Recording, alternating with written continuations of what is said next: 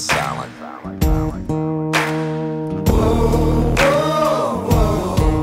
Anything you say can and will be used against you in a court of law.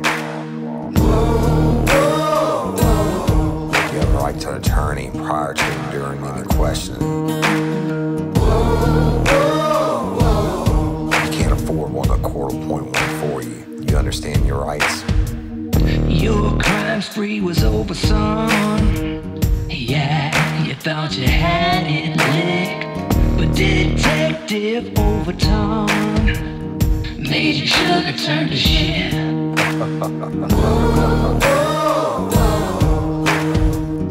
Get ready, you're gonna do time. Real life, real crime. Warning.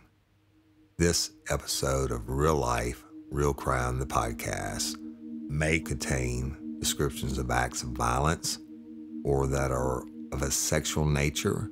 It should be for people that are 18 years or older. Heed my warning, people. I did not get the facts of these cases off of the internet or from some television show. The facts we're retelling you were presented to us by the victims of the crimes or the perpetrators who committed the crimes against the victims. My description of the crime scenes are what I saw with my own two eyes. If you're gonna get offended, please turn this podcast off now. Thank you. Hello, everybody, and welcome to this episode of Real Life, Real Crime, the podcast. And as always, I'm your host, Woody Overton. And before we get started, I want to apologize ahead of time if there's any audio issues. I'm on the road today, recording remotely. Toby Tomplay, our executive producer, will naturally make it sound the best that he can make it sound. So, but we're in a hotel room, y'all. So if you hear any noises or whatever, I apologize ahead of time. Also, I'm unedited and unscripted. So everything you get in today is just going to be raw, and we're going to leave it that way. And today, I'm going to be concluding the series Rapides Burning, and also ending. This will be the last episode of season 5 of Real Life, Real Crime, the podcast. So we appreciate everybody for listening, and just hold on. Let's get started. All right, y'all. So today, I'm actually feel like I'm sitting in a lion's den, and I'm in Rapides Parish, and I have a very special guest with me, if you will, Mr. Jermaine Harris. Mr. Jermaine, thank you for being here. Oh, no problem, man. I'm happy to be here. All right, y'all. And so, y'all, in case you don't know, and for the lifers who don't know about the Rapides Burning series, it started with us continuing to wait on justice for Courtney Coco. And another Friday came, just like tomorrow will also, and that I got another lame excuse, and it was so lame it just really upset me, and I stayed up all night thinking about what I could do. And now, when I was from day one, the first episode on Courtney Coco, when all the lifers started reaching out and giving me information, et cetera, they, especially people from Rapides, had been sending me tons of information on cases they felt they had been done wrong, or that were still cold case homicides, or political corruption or police corruption, et cetera. And so what I did, I thought about that night. I said, you know what? This story needs to be told. It needs to be put together and told all at one time so people can get an idea of what's really going on. And so we've done that, or I've done that in the past 3 episodes. Now today, I have Mr. Jermaine Harris with me. Now, y'all, I'm not from Rapides Parish, and I love the people of Rapides Parish. It's not their fault, right? But Mr. Jermaine, I know they don't have any of the powers that be, don't have any love for Woody Overton here, and that's okay. But I don't care. I'm just telling the truth. Everything I've told y'all has been told me by somebody here. When I might have been speeding just a little bit, but when I hit that Rapides Parish line, you better believe that I was going 55. So, but that being said, y'all, Jermaine Harris is, well, just let me introduce you to him. Mr. Jermaine You're from Rapides Parish? Yeah, born and raised. Born and raised. And what's it like growing up here? I enjoy growing up here. I grew up in Alexandria, and I went through school in Alexandria. So I mean, I left home for a while, worked in New Orleans some, but I came back home because I love living in Rapides Parish. I understand that. There's no place like home, right? That's right. Okay, and I get that. And so tell me, so we can segue into it, you grew up here, you go off to college, and then after college you go to law school? I went to law school. And where'd you go? I went to Loyola in New Orleans. When I graduated, I worked some in New Orleans. I worked in a public defender's office for almost a year, and then I moved back here to Alexandria. I started a practice. I did that for maybe a year and a half, and then in the beginning of 2015, I started to work for the district attorney's office. So who was the district attorney at that time? And that was Philip Terrell. As a matter of fact, when he was sworn in as DA, I was sworn in later that same day as one of the assistant district attorneys. Right. And I can't say every district attorney in the state, but I've had dealings and cases with so many of them. For most people that don't know, y'all, especially larger DA's offices, the ADAs or assistant district attorneys are really the ones who do the grind every day, right? Who try the cases, who deal with the victims, et cetera. And the DA, especially if it's a larger office, is mainly a public figure, but they do have the final say so on the cases, or they should. And that's right? Correct. And I'll tell you, some DA's offices differ.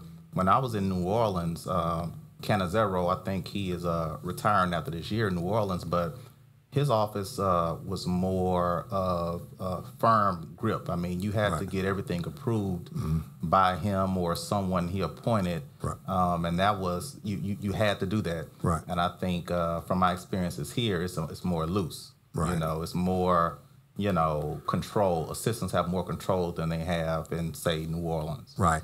So let's talk about that for a second. And I get that. And I've worked with some DA's offices where the DA is the only guy there, and like in East and West Feliciana, right? So maybe one ADA. But I never met a prosecutor, and of course I've had clashes with some over the years, even when I was on the law enforcement side, but now on the defense consultant side, et cetera. But I never met a prosecutor that got into it, first of all, because they wanted to get rich. I mean, you certainly can make more money in a private practice doing whatever, right? Yeah. It's just like a cop or a law enforcement professional. You don't do it really for the money. You do it because you have a passion for it. Why did you want to be? I know the public defenders is a whole different breed, and I've dealt with them my whole career also, but they certainly not doing it for the money, right? And they're helping people the best. Everybody, y'all, has a right to defense, and I totally agree with that. No matter what they've done, they have a right to defense and a proper defense. That's what our country is based off of. But so you came from the public defender's office, and why did you get into the prosecutorial side? Well, that side to me is, both sides, they do justice in their own ways, but I think working for the DA's office, you do justice, but you have more control. I mean, you have the control to the extent that if you have a really bad case, you really have the power to go in and really prosecute it aggressively and help out a victim's family receive justice. But you also, on the flip side, have the opportunity, if it's a bad case, you can help a defendant in situations where he may be innocent or there may not be enough evidence. Right. So you can be fair and balanced on both sides, and you have the power to do it versus as a public defender, you don't have that power. Right. And then it's like I used to tell the young cops when I train them, if you can't help somebody, don't go out of your way to hurt them, because there's enough legitimate bad guys out there that you're going to have to hurt, right? And it's the same thing, I think, from a DA standpoint, and I get that. And look, not everybody that commits a crime, obviously people make stupid choices and things like that, but then that's one end of the spectrum. But then you have the other end of the spectrum where you have your serial rapists or murderers or whatever, and to me, and I mean, I have many of them that are going to die in Angola that I put there, and the last person executed in the state of Louisiana, Gerald Bordelon, I knew him personally, okay, who raped and murdered his stepdaughter, according to the law, and left her on the Amite River. But if I had become a lawyer, the only thing I would ever done was be a prosecutor. And my family are full of lawyers, so I get that. And I think that's an honorable deal. So, but in any profession, I think, especially in law enforcement, you start out, when you go in, you have this certain idea of how, things should be, et cetera, but then you get in and you find out what it's really like. And that's okay. In my mind, that's okay as long as it's still right.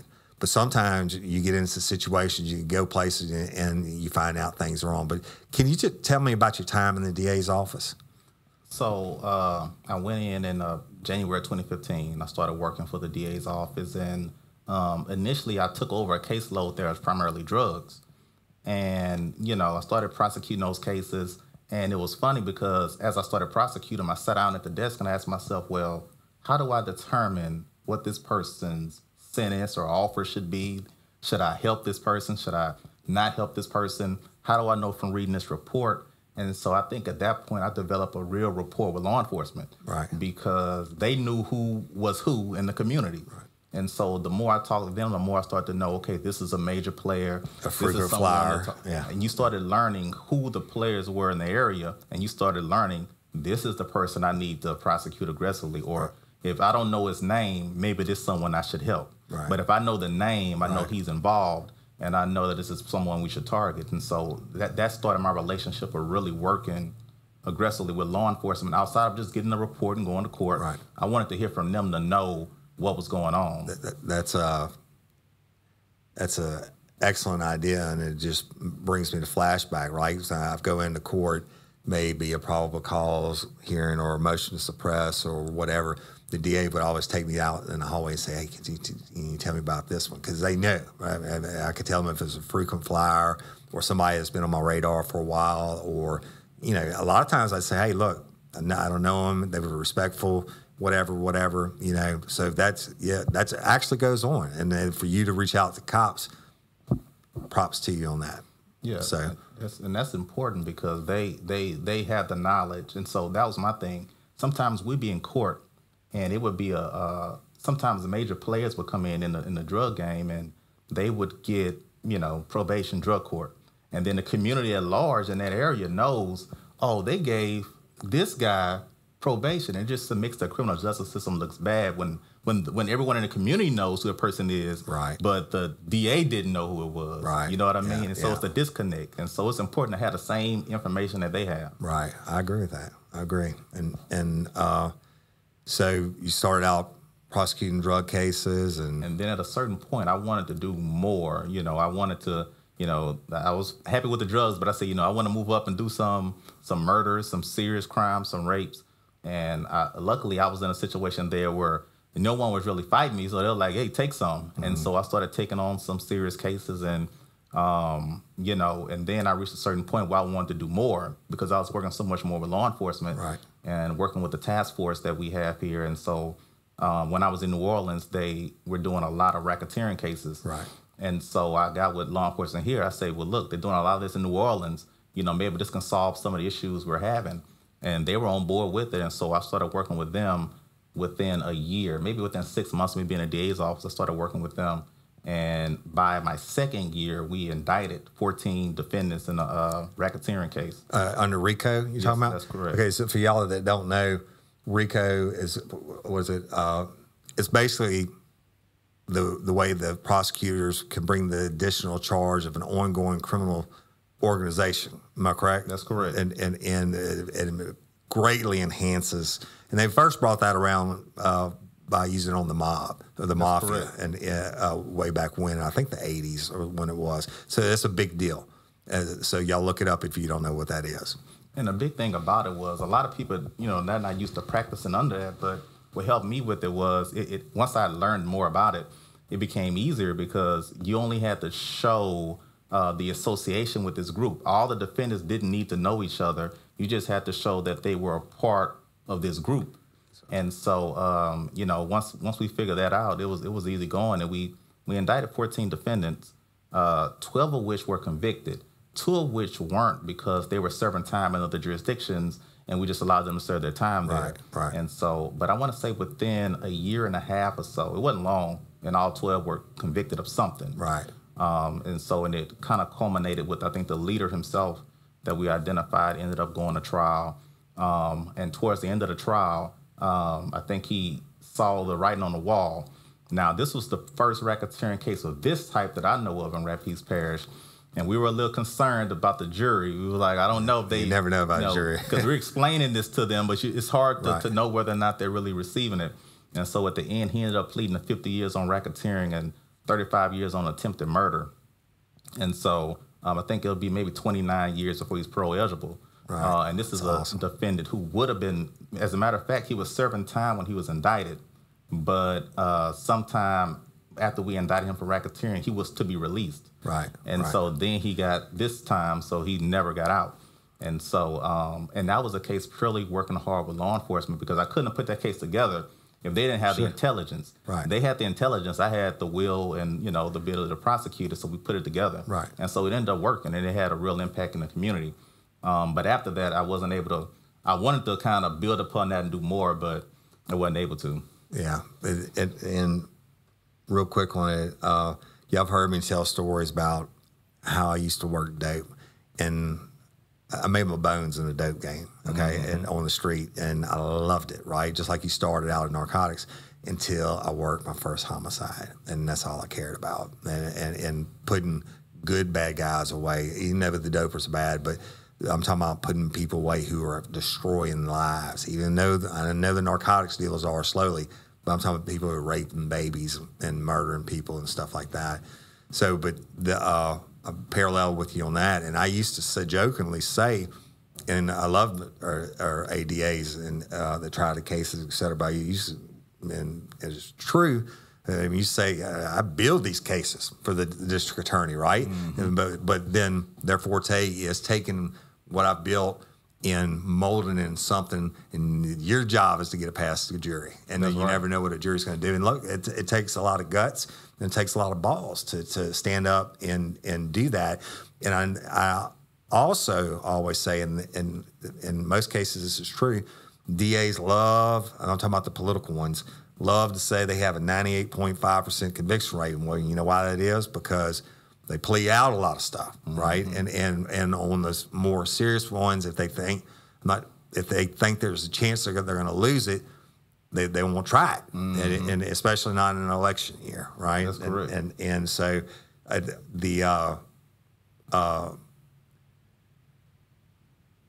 don't know, but so you and I talked previously, and I just want to ask you about this, and it's going to go back to Courtney Coco for a minute.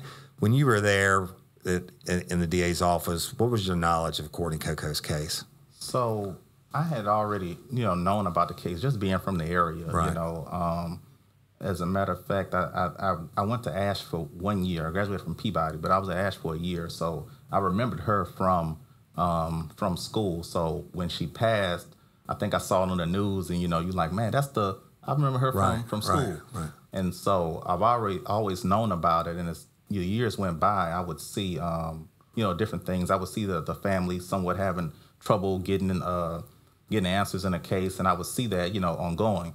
So when I was in the DA's office, I'm one of those people. I said, well, once I get an opportunity to be able to do something, let me see what I can do. Right. But initially, I was already looking at cold cases anyway. Right. That's my thing. I love to look at cold cases, because to me it's one of those things where you can actually go back and piece something together and look at maybe where someone may have missed something and see if you can put it together. Right. So I've always been fascinated by that. So once I was in a position, I said, well, let me see what I can do. So I started looking at a different cold case initially to see, what I can do, go through the file, see if anything was missing and what I could do.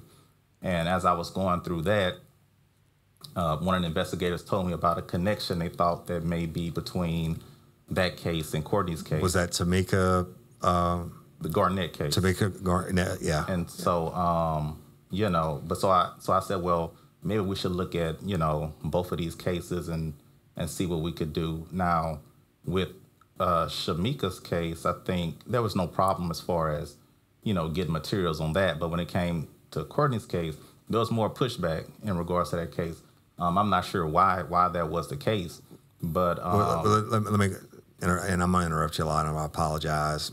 I have hundreds of thousands of hours of interview and interrogation. If I don't say it, it's on the tip of my tongue, I'll forget it. So when you say, and I get that, and I was the same way about cold cases, right? When I remember my first day in Texas, everybody else left. I couldn't wait to stay after and get into the cold case. I can remember a big old gray metal file cabinet and looking at them.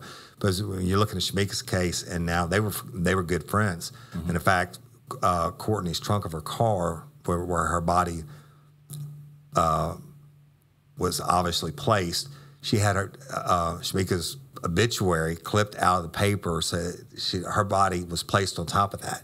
I mean, they weren't just acquaintances; they were good friends. I mean, I can't go into too much details, but they were good friends. And so, but when you say you asked for information on Courtney's case and you were getting pushback, what do you mean by that? Well, just not really handing over a lot of the information in regards to the case. Now, they eventually did do that, but it wasn't, it was hesitation. It wasn't as quick and swiftly as they would be in other cases. So you perceived, it was your perception, and you correct me if I'm wrong, when you were asked for that, for some reason you didn't get it as quick, or they weren't, or maybe there was a delay. I hope you go away type feeling. I don't know. I mean, yeah, and that's exactly what it was. And I didn't know a lot of the history behind the case. The only thing I knew about the case at the time was it was a cold case that hadn't been solved. So I didn't know anything behind a lot of the, what's been going on between the family and law enforcement. The only thing I really knew at the time was that, it was a cold case and maybe connected to something I'm looking at. So I want to look at that and see, how it might fit, because I don't know if anyone at that time had ever compared cases and looked at information to see if they could find any similarities. So I think that was one of the biggest things I wanted to do. But even once I got to that point to where I was able to get that information, that was when I was on my way out of the office. At that point, I was sort of dissatisfied with the office at that point. So I never got a chance to actually dig into it and look and see what I could find. Right. But all the other cases that you looked at or you asked for information on, you didn't get the kind of pushback or delay game that you got when you asked about Courtney Coco's file? No. Okay. All right.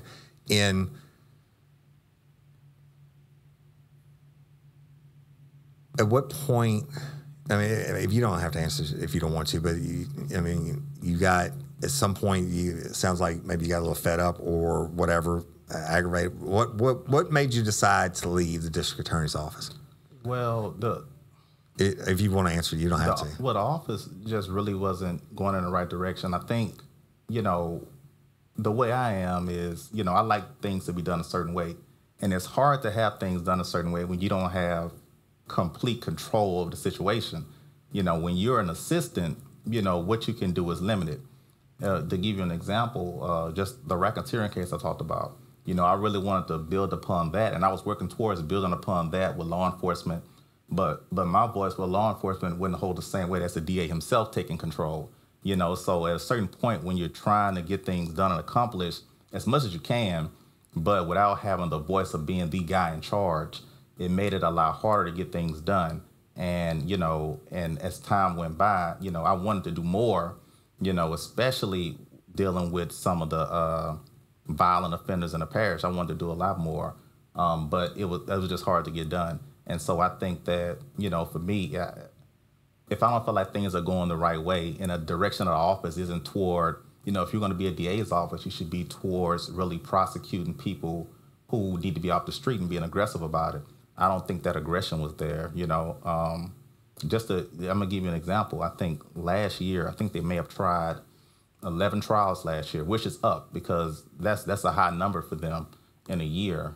They still have tried fewer cases than the last DA did, but in his last term, but it was 11.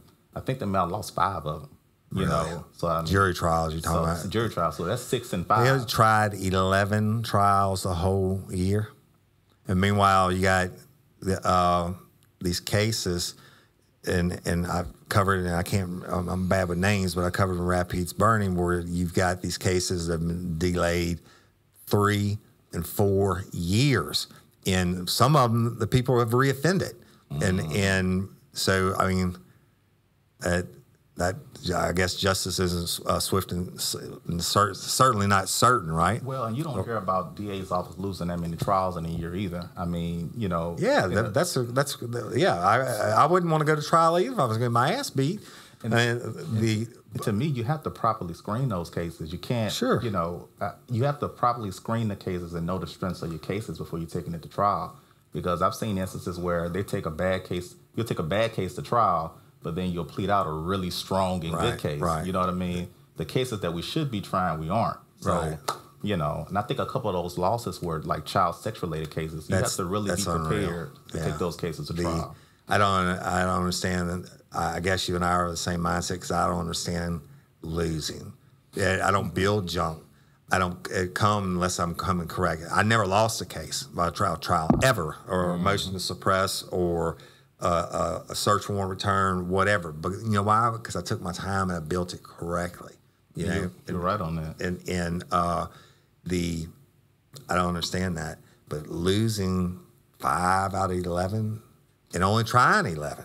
You know, and the thing about it is, You wonder why your killers are still walking around. that's true, and they're taking it to trial. And you know, losing that many, to me, my position on it is, I'm taking things to trial I can win, Right. And I'm going to make sure I have everything in place to win that trial. When I was there, I didn't lose any trials either. I got conviction of all those trials because, you know, I made sure going into those trials, everything was laid out. We had the evidence. I already talked to the officers. Right. You know, we know we have a strong case going forward, and we know we have a great opportunity to win.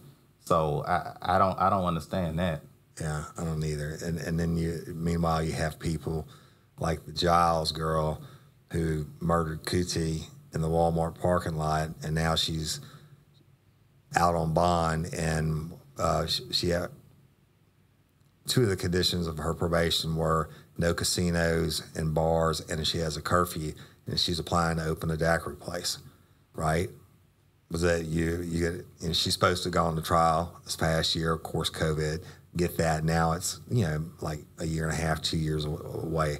I don't get that. How can you apply for a liquor license and not apply for a liquor license and put yourself as the manager and owner on the LLC when you have been told specifically by a judge, condition your release is this and this? Well, I'm going to tell you, those are some of the things that make the justice system look bad. It's horrible. You know, Yeah. and that's, you know, just like the example I gave about, you know, it'd be a serious, you know, major drug dealer coming in court and gets probation. Right. And then everyone in the community is like, wait a second. Right. You know what I mean? What's Right. going on with the Right. criminal justice system? That's exactly right. And I'm gonna talk about this because it's on my head, on my mind. And you're talking about a close association working with the cops. Now, I know to build a RICO case, y'all, is tough. Okay, but it's so beautiful if it's done correctly. But I mean, it's Minesville, it'll be the death penalty of they could have some murder cases in, but RICO is like, or habitual offender. As when you put that on the table, the bad guy goes. But they're so complex, you have to come correct. But you couldn't do it without law enforcement. Now, I want to say this because I know in Courtney's series. I mean, I wasn't harder on anybody that didn't screw up, and everything on there is the truth. But I firmly believe that there are way, way, way, way more good cops, even in Rapides Parish, in the sheriff's office and APD and the small departments than there are bad.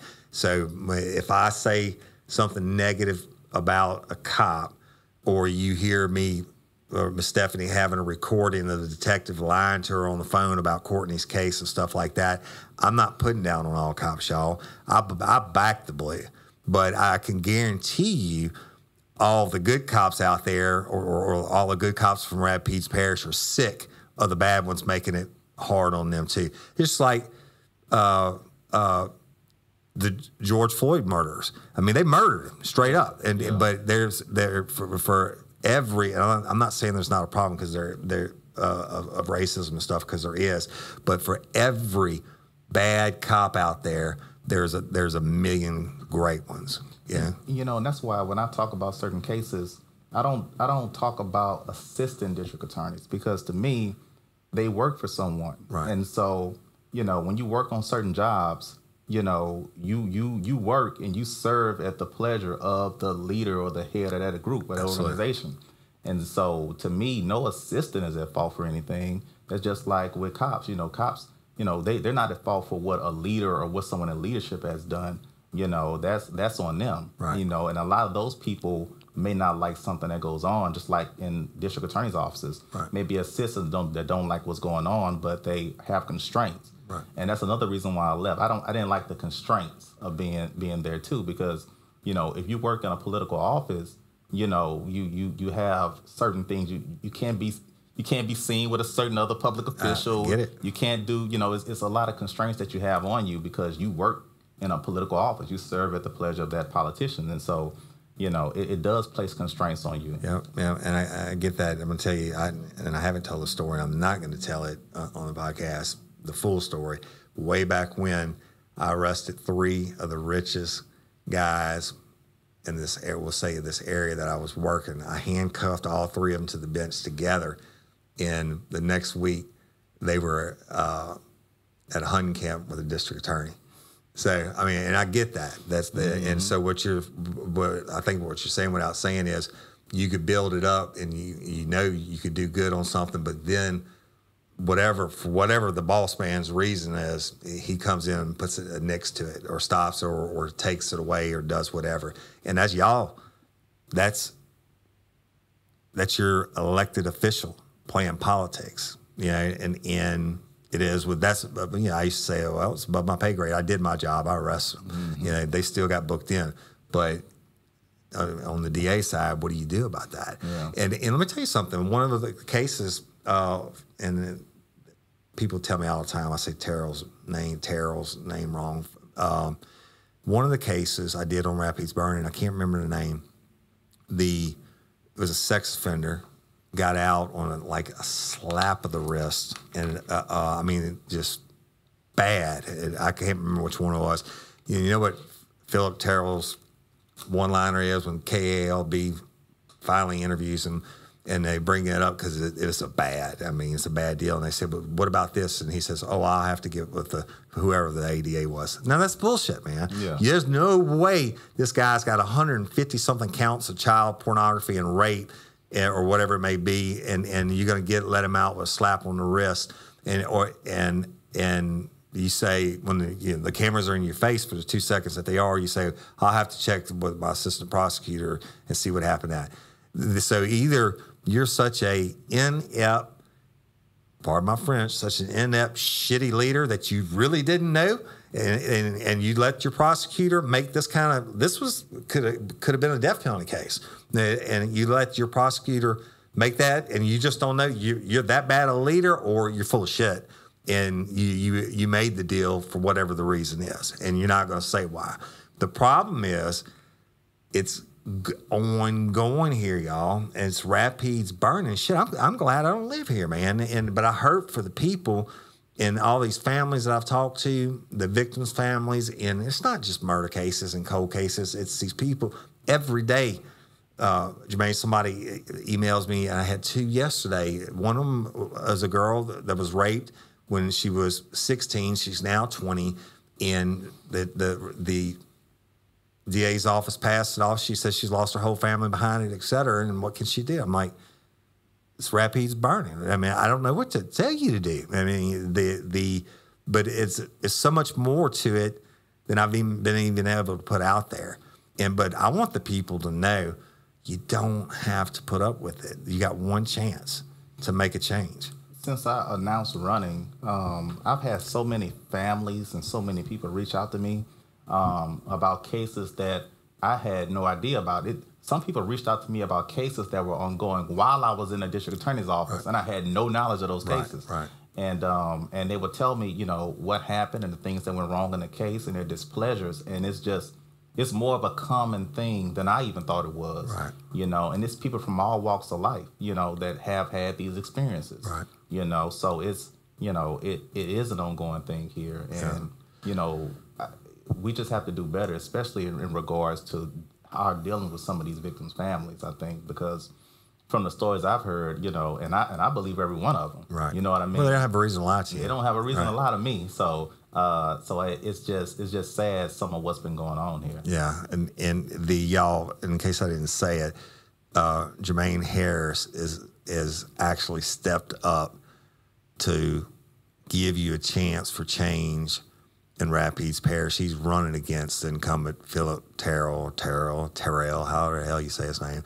He's running against him because, and I'm going to tell you that, when you step up, the district attorney has 6-year terms in the state of Louisiana, not 4 years, 6 years. And they're powerful. I mean, and with great power comes great responsibility, and you can choose how you use it. And I do not understand. I didn't know anything about only trying 11 cases last year and losing 5 of them, et cetera.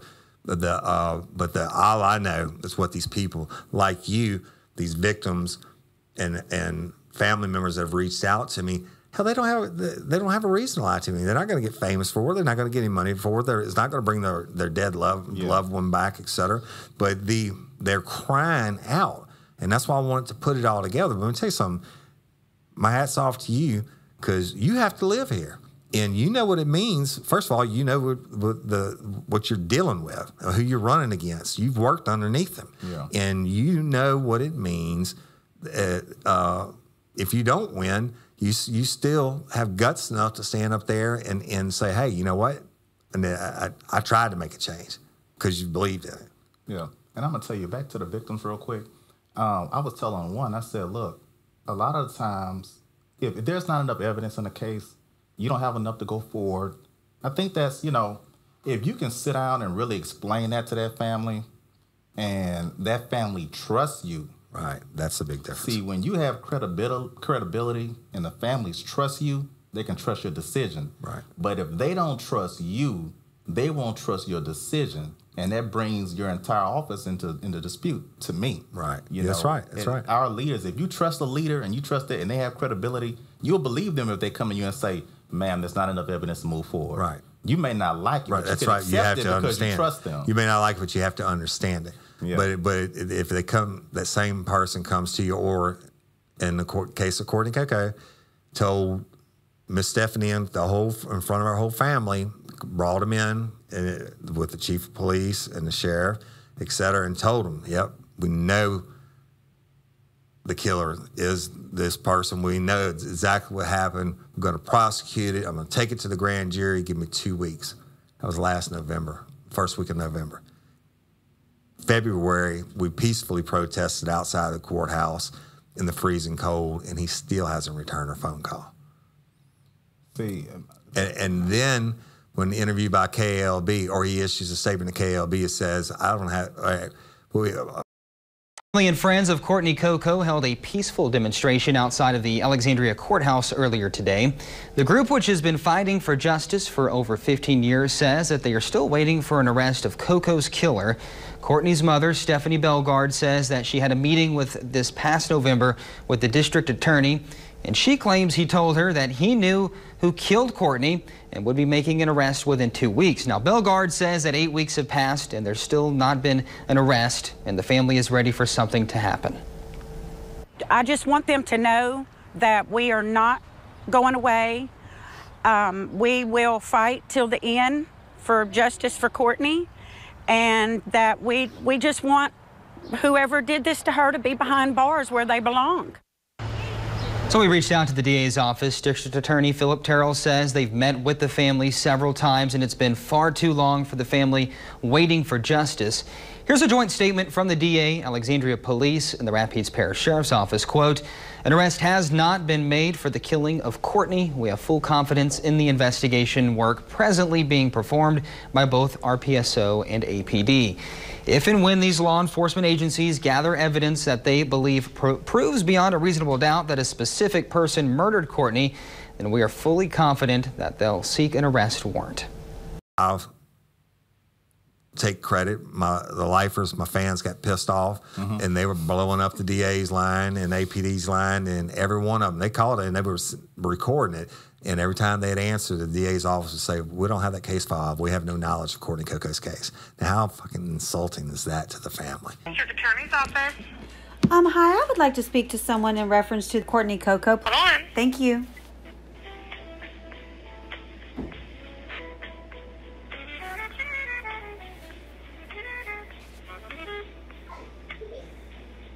So, Carol's office can help you. And I was hoping to get some information on the Courtney Coco case. Okay. Unfortunately, a case has not been turned into our office yet. So what do We you... don't have a case file. Yeah. Yeah, but I had to back off and ask the fans to lay off, et cetera. But Philip knew we were out there. All he had to do, if you're not hiding something or you know you're not wrong, why not come down there and say, "Hey, we're still going to fight for justice for Courtney," or say something to the mama. You know, that's the trust thing you're talking about. Yeah. If he had came down those stairs and said, "You know what? Hey, I hear what y'all are saying. You know, and we're doing the job." That would have gone. Yeah, but then I liked it. Yep. But damn it, it would have gone a long ways, and we wouldn't be sitting here almost a year to the date, and afterwards. So. Yeah, but you have to be aggressive in putting those cases together. And I don't, to me, I don't know if it's a focus over there. For me, that's one of the things I would want to do is to be aggressive with these cold cases. But if you're having trouble with the cases that are currently ongoing over there right now, I don't know how do you handle get into the colds. Yeah, and I get that. And I'm gonna tell you something, Jermaine. I was out of headquarters in Baton Rouge when I was with the state police, and I worked all over the state in different parishes, and I am not lying. I'm not, just because I'm personally involved in Courtney Coco's case, I am not lying. This is the worst I've ever seen. Now listen, when I was with the state police, I had, and I've said this before, and somebody wants me to tell a story, I'm not going to, but I had dealings with the Rapides Parish Sheriff's Office when I was with the state police. They damn well know who I am. And when I was a criminal investigator with the state police, so they know who I am. Their detectives know who I am. And like they don't have any love for me, that's fine. I don't care. Do your job. It's somebody that needs to step up, and not Philip Terrell. He's been given every chance in the world. And to sit there and tell that family to their face, "Give me 2 weeks, I'm taking it to the grand jury," and then it's still I don't know. It's almost it'll be almost a year. It'll be a year in the first week of November. That's true. And since he's talked to her, and that's shameful. But I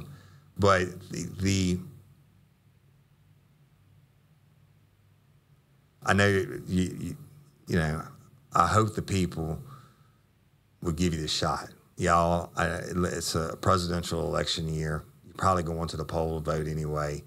If you want to do change, I think what happens, Jermaine, and I've seen this a lot over the years in these elections, is people think that it's the good old boy system just the way it's always going to be. That they can't fight, that their voice doesn't count, et cetera. But that's not true. This is your chance. If they vote for you, if they want change in the district attorney's office, then they need to vote for change. And I'm going to tell you, when I first was talking about running, the biggest thing people told me was, you don't have the money to run. That's the biggest thing I heard, is the money. Right. Your opponent's going to have $300 grand. Right. You're not going to have $300 grand. And I'm not going to come close to $100 grand. Right. But I think the biggest thing I saw in deciding to run is that people really want to change, and people weren't satisfied. And I think when you've seen upsets happen in different places across the country, there's always a movement. It's always a feeling among people that, things aren't going the right way. And so I think right here, right now, there's so many people fed up with the direction that we're going in. And so I think that, for me, money can't vote. There's only people that can vote. And so I'm concerned with, my issue is getting what's going on over the last 6 years to the people and letting them decide. Right. Some people may refer to something, you brought up a case that may be dirty. I'm not going to get into anyone's personal life or anything like that. But if it's a case that happened in court, we got court minutes, and it's factual and it happened, I don't see how it's dirt by breaking it up. It's a matter of public record. It's a matter of public record. Anyone could go in and get a copy of the minutes and see what happened. So I'll never get into anyone's personal life or anything like that, but I'm going to show cases, show what happened, and the voters the voters are the jury. You know, I'm going to put the evidence to the jury, and I'm going to let them decide what happened. Right. But let me ask you this, because as if I was a voter in Rapides Parish, I would want to know, first of all, you already said one of them, how do you restore trust in the district attorney's office, or faith from the people in the DA's office? I mean, I guess one day at a time, one case at a time. I mean, yeah, definitely. And to me, having the right people in place and start building it piece by piece. When certain cases come in, when they see it's no favoritism going on, when they see certain friends and relatives of certain people in power having to come to court and answer for it, just like their son or daughter would have to do. When they see those things happen, then they know, wait a second, we got to change in Rapides Parish. You know, this person's son is sitting in court waiting for 5 hours like everyone else is. Justice spread evenly for everybody, no matter what your race, your economics, or your ties to the political connections. We're in a place now where someone may get arrested and the public will already know nothing will happen. Yeah. And they'll be right. Nothing does happen. Yeah. So I think once that starts to change and they see people being treated fairly, whether you're a CEO or, no matter who you are, when they see you treated the same as everyone else. And so my daddy always taught me, treat the janitor just like you do the CEO. But exactly. In the DA's office, that carries a special weight, right? That's true. So that's your pledge to the people, that you'll be fair and justice. 100%. And for me, you know, I'm not in the good old boy system. I never applied for it, and I've never been inducted into it. So so they don't have to worry about that. If you go in and you do an honest job, you never will be. I never will be. And let me ask you about just a couple more things that have been popping in my head. What do you? Let's get narcotics out of the way first. Narcotics will always be there and always be a problem. But what will you do about narcotics? Well, for me, the biggest thing is I work so much with the FBI task force that I want to do one as far as state crimes, but I don't want to do these, by bust and things like that. I want to actually build up cases where we're actually targeting mid-level dealers. The feds do that well in this area, but it shouldn't just be on the feds. I think, we shouldn't just give that wholly to the feds. I think that the DA's office should be at the lead. They shouldn't be following the U.S. Attorney's office. They should be setting the standard, and they should be the ones out there really hitting the pavement and not just worrying about the street dealers, right, but building it up and having strong quality investigations that actually get suppliers off the street and not just the nickel and dimes. Excellent. Hit them where it hurts, the suppliers and the money chain, right? Exactly. Yeah. So now what's more near and dear to my heart, what about child sex victims? What about rape victims? People that are victims of sexual crimes, human trafficking, child pornography, things like that. The biggest thing I think we need to do, and I want a division. Now they somewhat changed now in the DA's office where I think they have sections, but I always like people specializing in something, and that way you have the best in that field. So I want people who are dedicated to doing those types of cases, sex crime type of cases. And so they get the right training. They get to partner with the sex crime detectives in each law enforcement agency. They know them by name. They work together well. They work with the Children's Advocacy Center, and they are a team. And I think that when it comes to those cases, you have to build them up early, especially, and you have to have people who are qualified to deal with those child cases. But you build them up and you screen them properly. And if you have strong enough evidence to go forward, then that needs to move forward to a trial. I don't believe in the child sex cases that you should be all this plea bargaining and all that. And, I think if you got a strong case, if you done your legwork in the beginning and went over all the facts and you have enough to go forward, then you have to take that case to trial. So that's my opinion on that when it comes to those types of cases. But I want specialization when it comes to those cases. Right, and I think that's important. And the plea bargain and all of that, that's bullshit. And I understand not wanting to put some of the victims, especially young victims, through being on the stand, after they've done CACs or Child Advocacy Center interviews and stuff like that. I get it, taking maybe a plea, but it's got to be a hard plea. Yeah. And I'm talking, if they get out, they go on to offend sex. It's 99% mental.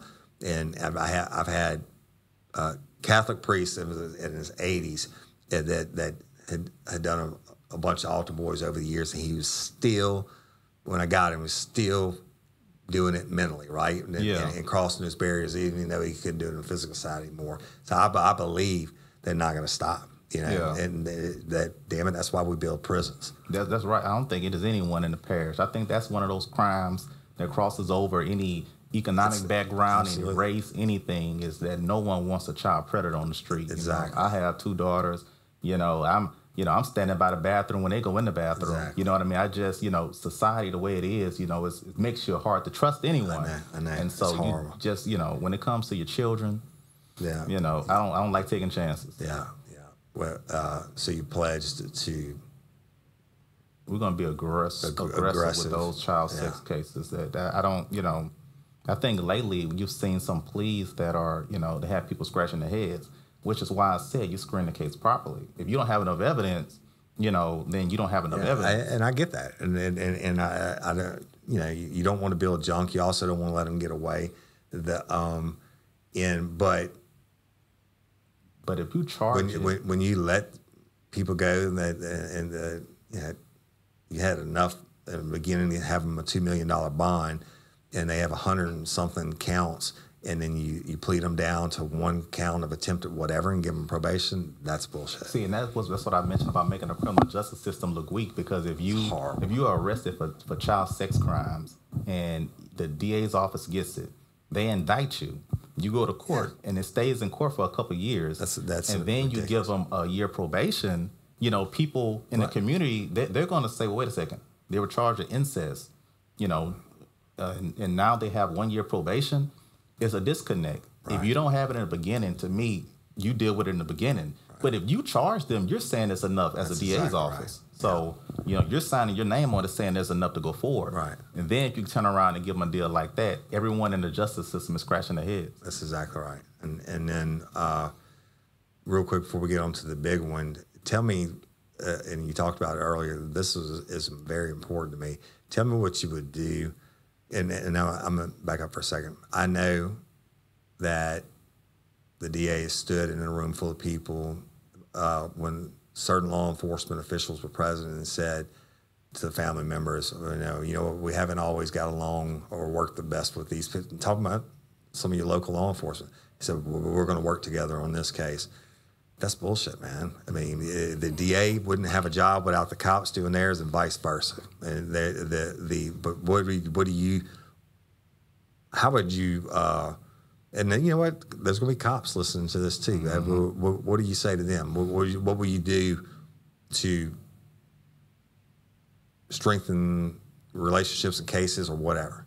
I'll tell you. That's one of the things I saw that was coming when I worked in the DA's office. The officers on the ground working hard to build cases. That's sad. They're working hard, spending time away from their family, their loved ones. I know it.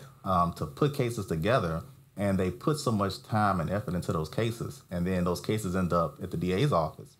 And so when they sit back and find out, cases are getting dismissed or getting pled down a little or nothing, and they put all that work and effort into the case, right? That causes some of them, they're still going to do their job, but it makes you sit back and wonder, what am I doing this for? It taints them. And, it does. And here's the bad thing, when I sat in on all these baby rape interviews, I shouldn't call it that, CAC, Child Advocacy Center interviews, that's the official term, and I'm watching through the monitors and listen to these babies say these horrible things that happen to them. You have to tell you something, and you damn well better prosecute it. And on ones like that, I wouldn't even wait to the grand jury. I'd go get on the warrant right then, having the PC have heard the kids say it, and then I will go to the grand jury later on and defend it, or I will take the stand and probable cause. But yeah, it makes it bad. Yeah. And for morale, and then you talk about trust. The people who really need to trust each other, it's like a football team. The DA is the coach.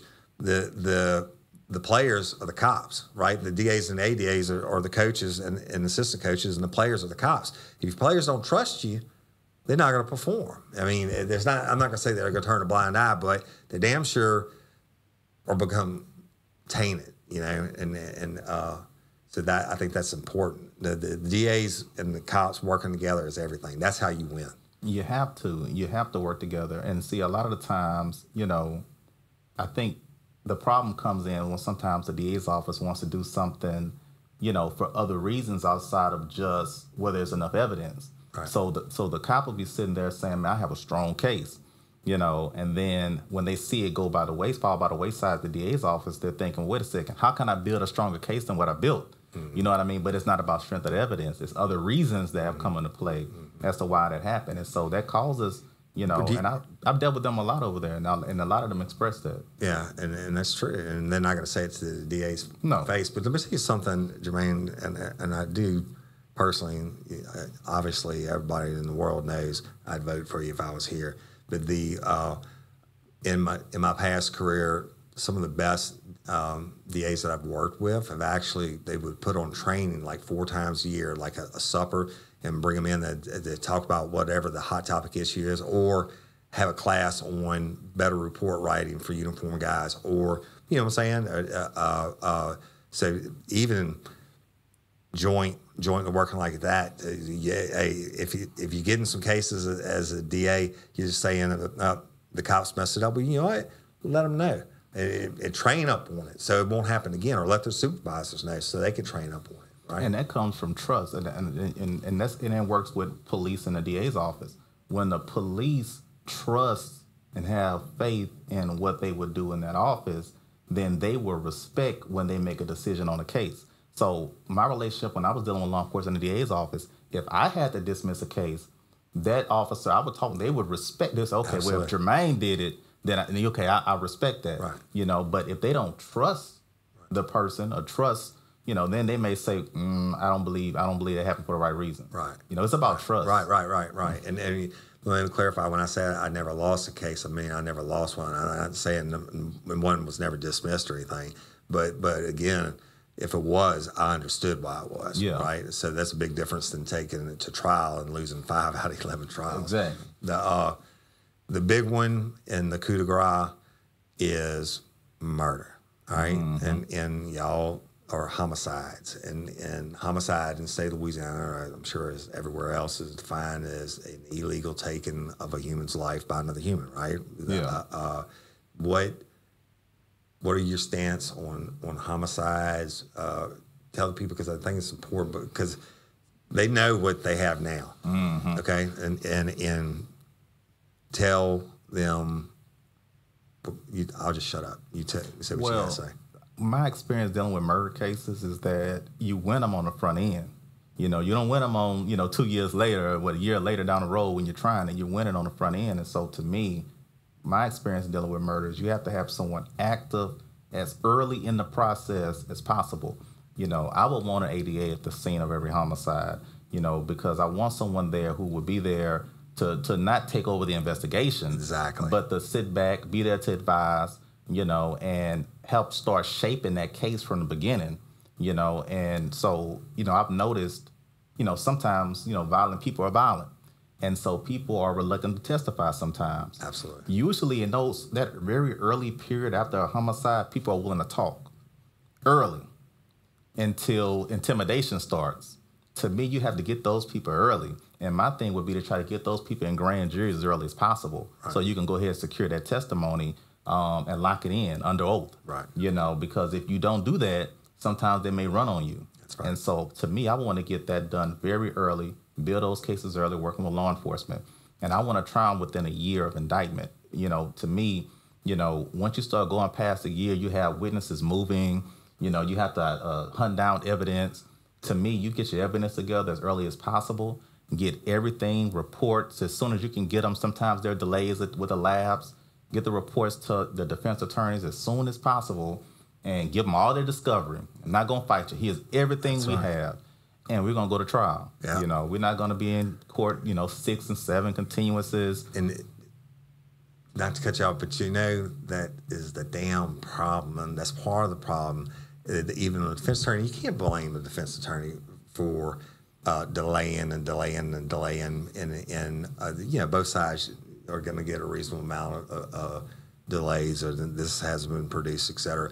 But the longer it goes, the better it is for the bad guy, right? Exactly. People are going to die. They're going to run. They're going to get scared, like you said, and if their testimony's not locked in. The feelings change, and things change, and in the end, you know, they play them out as bullshit. And I don't get it. Let me ask you one more, because this really, really, really bothers me. And y'all, I apologize because I forget the name, but they had a homicide in Rapides, and I'm not putting you in a spot. I just want to ask, would you just stick with me for a second? Mm-hmm. They had a homicide, 2 gay lovers. Obviously, one of them murdered the other one. He hid his lover's body in a box in the residence for approximately a year before it was found. Now, this victim is what, you know, you call it a high-risk lifestyle, whatever. The victim had no family members here, had nobody to speak for him. Yeah. And they drug it out, and when it comes to the trial date, at the last second, they plead him down and give him 3 years probation. So, but I want to ask you, because ultimately the district attorney is the one who speaks for the victims. Yeah. And I think they failed this guy miserably on this case. And if the guy that did the killing, it was self-defense, and why'd you hide the body for a year? Yeah. You know, on the court date, when it comes to show up and there's no family to give victim impact statements or anything like that, and they changed the plea down to something ridiculous, give them 3 years probation. What do you pledge to do differently for the victims of violent crimes, especially homicides, especially if they are poor or they're not politically connected? Or I'm telling you something. You can connect the dots in these cases that I talked about. It's if there's such a thing as socioeconomic racism, it's going down. Yeah. None of the cases I talked about were judges' kids or politicians' kids or family members or whatever. They just didn't come up. Yeah. Every single one of them are good, hard-working people. Some of them may have been in a high-risk lifestyle, but guess what? That doesn't give you a reason to you never have a reason to murder somebody. I don't give a shit if they're out there doing all the dope in the world and another dope kills. There's no excuse for murder. I'm not talking about self-defense. I'm talking about cold-blooded murder. Yeah. But it's like the DA only has to worry about once every 6 years answering for his mess ups, right? And the pattern I see in this is these people, these good, salt of earth people, don't get justice. A lot of them are told, yeah, we're working the case, or just like Miss Stephanie in November, yeah, we're going to prosecute it. I'm going to take it to the grand jury. Hell, it's going on a year later, and he hadn't even given her a phone call back. You know, what would you do if you have victims that aren't, I hate to say intelligent enough, they don't have enough knowledge to represent themselves or fight for the family, the deceased murder loved ones, or they don't have the means, or what will you do for them? Tell me how you can make a change in Rapides Parish, man. I'm pissed off about that. I spent my life doing this, and I've never seen anything like it. I just get fired up. You know, and for me, as a district attorney, you really you show who you are when you see how you deal with someone who has no one to speak for them.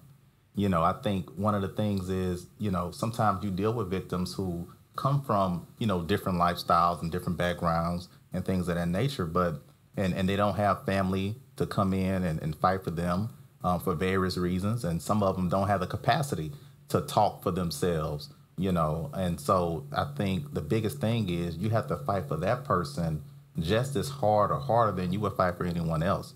And I think that, you know, regardless of who they are, where they come from, you know, you have to fight for them. Just like if that judge's child was involved in some trouble, you have to fight. You know, or was a victim of crime, or your own child, or one of your own relatives, or my own child, or right. or one of my relatives' children, and you have to treat all those people the same. And I think, you know, that's the problem. I think a lot of people from what I've talked to, they feel that is taking place. That, you know, their voice wasn't heard. A lot of the victims that I've talked to said, "Listen, I went up there and told them. I explained this to them.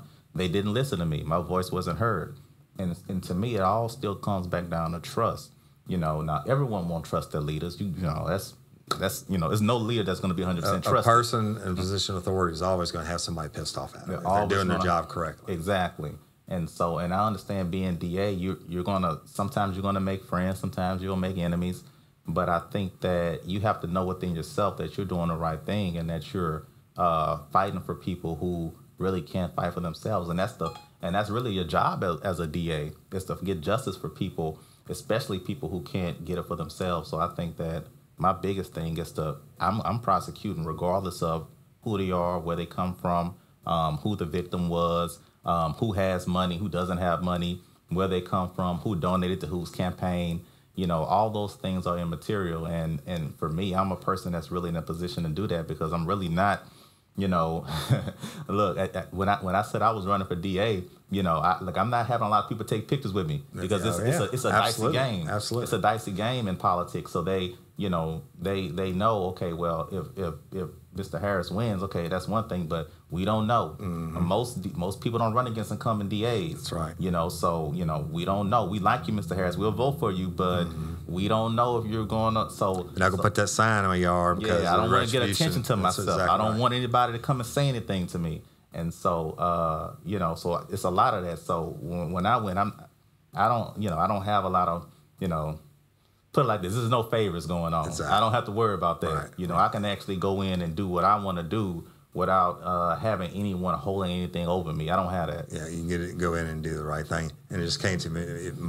The name of my boat is Lady Justice. And y'all, Lady Justice, she's holding the scales of justice, the statue. You know this, of course. But the one thing about Lady Justice is she's blindfolded. Yeah. Justice should be blind, right? It doesn't matter what race, economic background, who you know, whatever. Justice should be even for everybody. You know, blind meaning dealt out fairly and just. Yeah. Right? Yeah. That's awesome. So one more time and then we'll close it out. And I'm going to shut up. Tell me why you are standing up to run against Philip Terrell. Listen, from working in the office and being in court every court day for 3 years, I've seen what's going on in the parish, and I've seen people who have committed certain crimes, violent crimes, sexual crimes, basically get off their sentences and are able to go back in the community with little to no consequences. I've seen people who have money and people who have the right connections get certain deals, get favoritism, while everyone else is just left to the discretion of whoever's prosecuting them, you know. And I've seen those things happen, and you know, and to me, I feel like the way I am, I want to see people treated fairly, and that's why I made there was one instance where, you know, there was a guy that came into court, and he said, "Oh, well, listen, I spoke with, you know, someone over there at the DA's office, and they promised me, I can get, some help." And so I said, "Well, let me go talk to, So I went walked to the DA's office, talked to them. Well, do whatever you want to do on the case. I said, man, just do whatever. But then, with certain people, it's not do whatever you want to do on a case. It's wait a second, we need to resolve it this way. And that happens too frequently. I think doing the whatever means that they don't care because they don't owe anybody one way or another. And on the flip side, you're saying on certain cases they're like, no, we got to handle this like this, but for reasons unbeknownst to you. Exactly. So there are special cases and there are everybody else cases. I don't think there should be everybody else cases and special cases. I think we should treat all those cases the same. And so, and I'm running because someone had to make a stand. I looked around the parish and I've seen a lot of people that are upset with what's going on, but no one wanted to run because they didn't have enough money. They were afraid of being attacked and, afraid of the political, how things go in politics. So there's a lot of people who are angry and won't change, but they were afraid to step up to the plate. Me, the way I felt about it, I'm like, I'm young. I don't have too many ties to people in power, so that that I'm not afraid of anything like that. So I said, well, I'm going to get in there and I'm gonna fight it aggressively. I'm going to get in there. I'm not going to run afraid or run scared. If you run scared, you'll definitely lose. Right. And so I said, I'm gonna run. I'm gonna be aggressive. And if it's some cases that I think, were handled poorly, then I'm going to shed light on them regardless of what happens. I'm going to run it 100%, and I'll let the chips fall when they fall. Right. So you're saying if you get in and you're able to review cases and you think that there's something shady that was done on those cases, you're going to make it publicly known? 100%. 100%. I think, we have to look at those things, and I wouldn't mind looking at PTI and seeing how that was run, right, and what was done with some of those things. When I'm elected, it's a full review, and we're gonna look at what was done, what wasn't done. When it comes to some of these cold cases, I'm so interested enough in cold cases. I'll look at them personally. Like I'll put a little group together, but I will be personally involved in cold cases. Because to me, that's just a passion I want to do on my own anyway. Right. And so, that's definitely one thing I would plan to do is personally look at those cases. And if we have enough evidence, we're going forward, There you go. And people Rapides, you got a chance. What's the election date? November what? November 3rd. November 3rd. Where you at, Rapides? Jermaine Harris. If you go back and listen to Rapides Burning, the other 3 episodes, and the travesty and the track, you listen to those cases. You got a man here saying he's going to do it honest and fair. He doesn't owe anyone. I wish I lived in Rapides. You'd have my vote. You know that. So y'all, you've heard the cases, you've heard the stories. I have so many more. Rapides, full of great people. But there's a problem here, and this is your chance for change. November 3rd, right? That's Jermaine right. Harris, the district attorney, Rapides Parish. And you got anything else, Jermaine? That's it. Look, my vision is just to make sure everyone, number one, our community is safer, especially with violent crimes, these sex offenders, violent drug offenders, make sure we're safe, and to make sure everything runs fair. I want everyone treated fair, regardless of who they are, where they come from, their background, any of those things. And those things are not just a campaign promise like some people make, because I'm not a politician. I'm 34. I've never run for office before. So it's not a campaign promise. I'm not that slick yet, right. And pray that I never be, right. But I think that my thing is treating everyone fairly and making us safer. And I think once we do that, I think that will open up a lot of doors for Rapides Parish, especially if we can handle this crime. I think we'll open a lot of doors to help a lot of people, but we have to do the groundwork to get there. Amen. Good deal.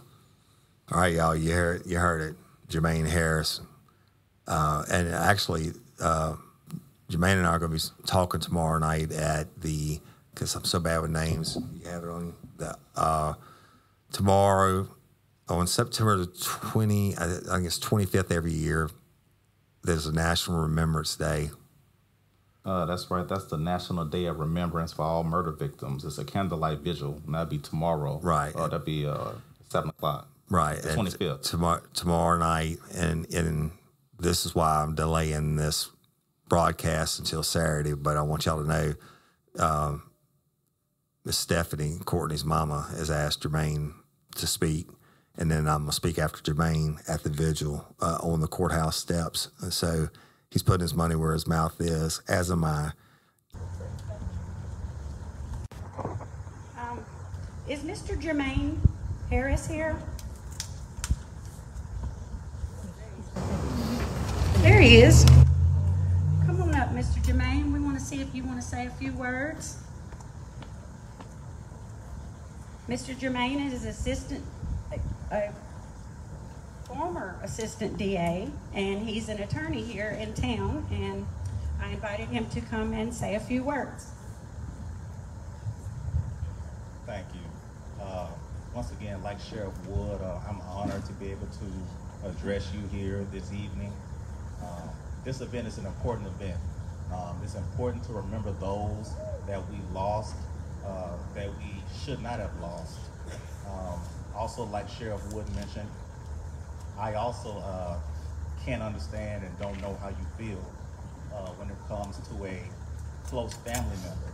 But I do know how it feels when it comes to a close family friend. There was a close family friend of ours that lost his life. He was murdered a few years ago. When he was younger, maybe around first, second grade, he stayed at my mom's house for a year. And for that year, he stayed there. I was in college, so whenever I would come home, I would see him, interact with him, and we had a close relationship with his family. A memory of his that I remember was he was in first or second grade, and he was getting off the bus. I was home from school, and there was a loose dog running around the street. And so I knew my brother was coming home on the bus, and I knew Lil Jay was coming home on the bus. So I wanted to make sure. I said, well, let me make sure in case they get off the bus and there's any trouble, I'll look out and watch for them. And so I must have got busy. And so when I looked out the window, I saw Lil Jay, and he was coming towards the house, and the dog was following him. And he had his book sack on, he had a paper bag, and he was like arguing, or how we say fussing with the dog. And so he was telling the dog to move, and he was holding the bag up. And so I came outside, I told him, come in the house. And so I asked him, I said, well, what were you telling the dog? He said, I was telling the dog to move. He said, I said, well, what's in your bag? He said, well, I have some candy in here. The dog was trying to get this candy. And so that's why he was holding the candy up high and trying to get away from the dog. And so that's one of my favorite memories of his. And at the age of, I want to say about 18, he was shot and killed here in Alexandria. And I remember being at the funeral, and I remember seeing him, and I remember thinking to myself about the potential that was lost. And I didn't just think about the potential that was lost. I thought about it for him, and I thought about it for so many other people whose potential was gone. Life experiences that he would never get to have was gone. As an assistant district attorney, I spent a lot of time dealing with families and talking with families who have dealt with losing a loved one to a homicide. And one of the things that they shared in common, well, a couple of things. One thing that they almost all wanted was their voice to be heard. That's number one. They all wanted their voice to be heard. And of course, the other thing they all wanted was justice.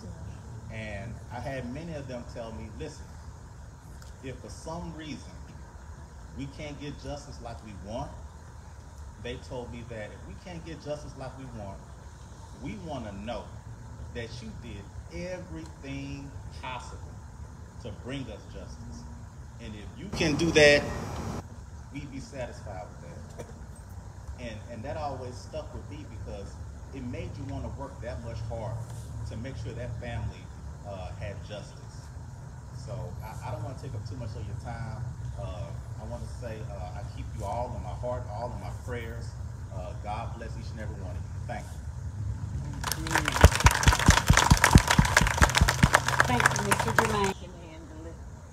At this time, I would like to invite up Woody Overton. Woody is a very dear friend to my family. He found his passion in solving cold cases, and he has a lot of wisdom about this, what we're going through, and I want to just let him say a few words. Thank you. First of all, I want to thank you for having me. Y'all, like I said earlier, y'all all part of a club that nobody asked to join. And my name's Woody Overton, and I was a career law enforcement professional. I spent most of my career working homicides. And y'all forgive me because I'm unscripted and all, but so I would just bounce around for a bit. But people oftentimes ask me, I said, Woody, how do you deal with all the bad things that you see? How do you deal with the images in your head and the bad guys that you had, girls, people that you had to deal with, all these things? And I always tell them, I guess I'm lucky. I don't have PTSD. I'm one of the fortunate ones where I can block these things out. And then Miss Stephanie asked me last week to speak here tonight. And I thought about it, and I realized I've been lying to myself all these years, because there is one thing that does eat at me. The one thing the majority of you here tonight have been a part of. And that's when I would get a case, and I would have to go to the family, however soon it was after the homicide. And I had to be the one to knock on that door and go in and tell them that their loved one was never coming home, that they're dead. And almost every one of them, the first question they ask is how, what happened, why? And I would tell them what I could. But at that moment, you're realizing you're forever changing, if not destroying, this person or these people's lives. And at that moment, that family member became my family member. And that's what gave me the motivation and the drive to work those cases so hard. Because I, just like Courtney Coco, I have a picture on my bedside, and I have it in my truck. And I carry her with me every day. And every murder I've ever worked, I carry those families with me every day. And for those of you who have had justice or closure or whatever you want to call it, you know that justice will never bring your family member back. Okay? That's not going to change. But maybe you find some peace in it. And for those of you who haven't, I pray for you. Just keep the faith.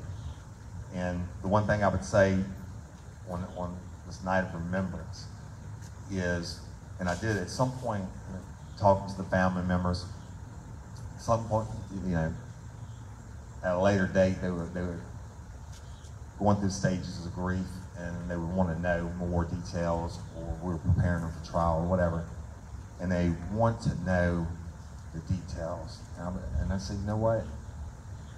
And I would ask y'all to do this. Don't concentrate. Don't forget. You're never going to forget that they were a victim of murder. Don't concentrate on those last seconds and how they died. Concentrate on how they lived. Think about the good things. Think about their smile. Think about how they made you laugh. Sometimes made you mad. Sometimes made you cry. Think about how they loved you and you loved them. Remember that. You're never going to forget about the homicide. Try to dwell on the good things. Carry that with you. Because whatever deity you pray to or God you believe in, I'm telling you, they're with them now. They're not suffering anymore. Amen. We as humans are here to carry that load and that pain and that anguish. So when that pain and anguish pops in, you got to deal with it, like she said. You don't have to hide from it. I mean, it's always going to be there. But try to remember the good things. And thank you for having me. God bless y'all.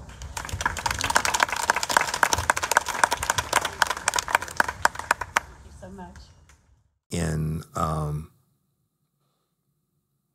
I really hope you get it, brother, and then make a change. So I appreciate it. And so, y'all, we're going to conclude this episode. I know it's different than all the rest of them. And also, this would be the conclusion of season 5. You'll get this, Patreon members, you'll be getting this Saturday morning. Everybody else, all lifers, you'll get it on Sunday.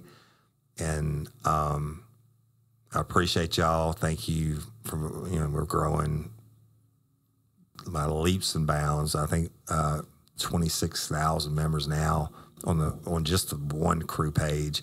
But y'all give us, we have, forget all the Facebook pages. We have so many different ones, right? But you know what they are. And this is the point where I'm supposed to say all that podcast or stuff that I don't really know. But follow me on Instagram at Real Life, Real Crime, or at Overton Woody. And hell, I'm forgetting everything, but it doesn't matter. The last thing I want to say, let me give a shout out real quick to bomb deals and promo codes. The ladies, I think they're up to like 175,000 members, y'all, and they've been a huge supporter of RLRC since we started. Y'all go check out their website, and no, I'm not getting a commission or anything, and I wish I was, because my wife spends all the money on there. But that's the way where they get the promo codes for Amazon on things that are already marked down on Amazon, and they get these secret codes for it, and you can get it. And some things are almost free, but you can get some items for free. But you ladies know that I love y'all. Thank you for giving me a shout out last week on your page. I appreciate that. And last but not least, LOPA, Louisiana Organ Procurement Agency. Give the gift of life. Go to lopa.org. Check the box. It takes like a minute, y'all, and be an organ donor.